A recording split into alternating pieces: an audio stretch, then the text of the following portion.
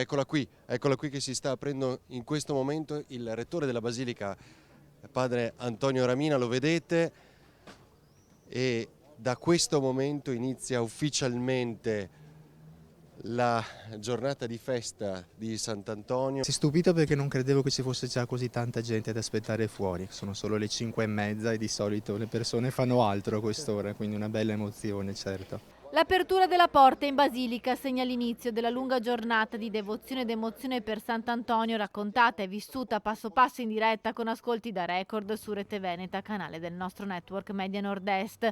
Una grande festa per il santo tra i più amati del mondo che unisce le genti sotto il suo messaggio di pace. Fin dal primo mattino sono stati migliaia i pellegrini in coda per un passaggio alla tomba e per ascoltare le messe.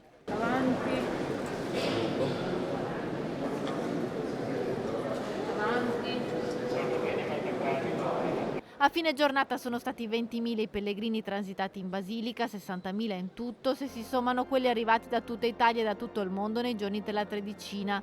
Dopo 2 anni torna finalmente la processione per le strade della città. Reliquia della lingua e delle corde vocali. Come vedete comincia ora la processione, passaggio ormai compiuto sull'infiorata.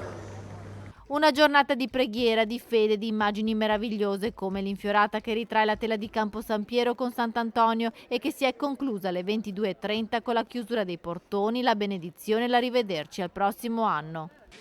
Il Signore sia con voi, con il tuo spirito. il Signore vi benedica e vi protegga, rivolga su di voi il suo sguardo, vi doni la salute, la serenità e la pace. Per intercessione di Sant'Antonio vi benedica Dio Onnipotente, Padre, Figlio e Spirito Santo. Amen.